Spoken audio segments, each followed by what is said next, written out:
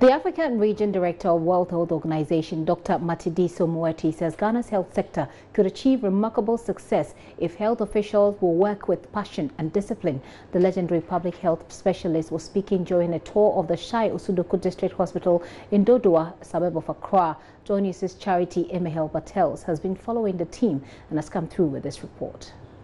The Shai Osudoku District Hospital is considered one of Ghana's model hospitals. The over 40-year-old facility started off as a health post, but now has its own oxygen manufacturing plant, cutting down on cost of procurement and generating revenue as they supply oxygen to other hospitals for a fee. We have a manufacturing center aside from the oxygen manufacturing center.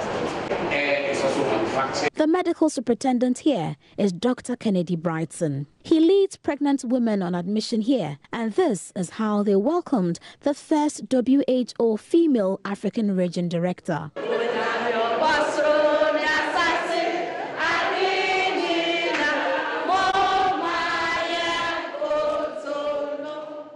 I'm really happy to see you are learning how to eat properly, because then you'll do it not just for today, for the pregnancy, but forever afterwards, to be healthy.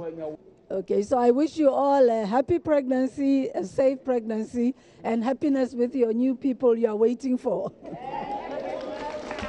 The team then proceeded to inspect some of the facilities at the hospital. So this is the lie-in ward.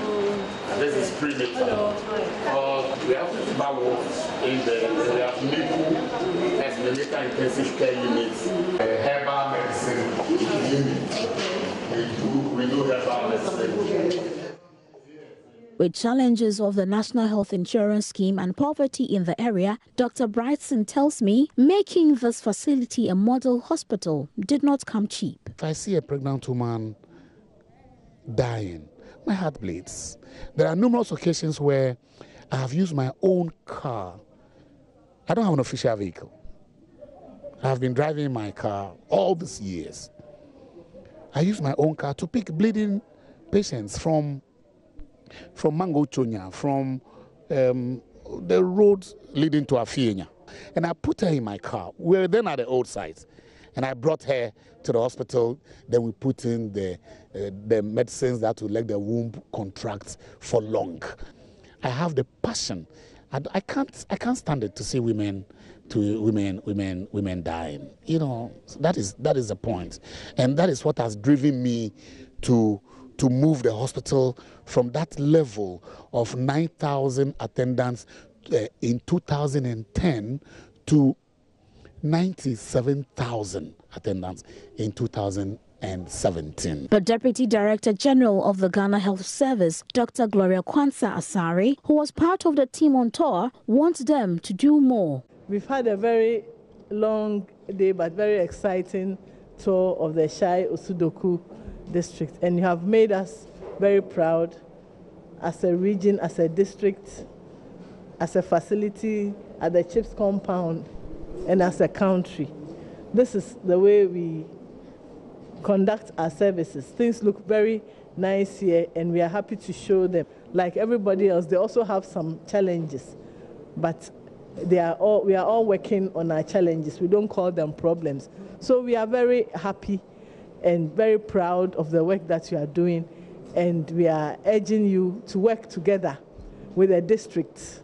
As you are doing preventive health care here, when you get your claims, the district can also carry out some more of the preventive health so that things all work together. A visibly impressed Dr. Matshidiso Moeti urged the staff, reminding them of the need to sustain the standards they have achieved. The level of results, the good results that you are achieving here, no maternal deaths for several years, that's really fantastic. Because we have noted that the maternal mortality rate in Ghana is higher than we would expect. So there must be districts and provinces where there are challenges, and perhaps sharing the experience here could benefit those places as well. What is it that you are saying to these fathers, to these future fathers, and what do you see as a role that they play to contributing to the low or perhaps non-existent maternal deaths in your district? I'm certain that there are challenges. We don't have time to address them. It's clear from the results. At the end of the day, what we want to see is data that's showing us that your results are going in the right direction. Dr. Moeti is in the country on the invitation of Health Minister Kweku Agyeman-Manu for Ghana's annual Health Summit, seeking to review Ghana's health performance and challenges so far. Reporting for Joy News, Charity Emehil Bartels, Shai Osu Doku District Hospital, Dodoa. Well, let's stay with health and Dr. Moeti a bit more, because Ghana is one of the countries in which the World Health Organization is set to pilot a newly developed anti-malaria vaccine. That's according to the Africa Regional Director of WHO, Dr. Matshidiso Moeti. Her comments come amidst fears of an emerging threat of resistance to malaria drugs.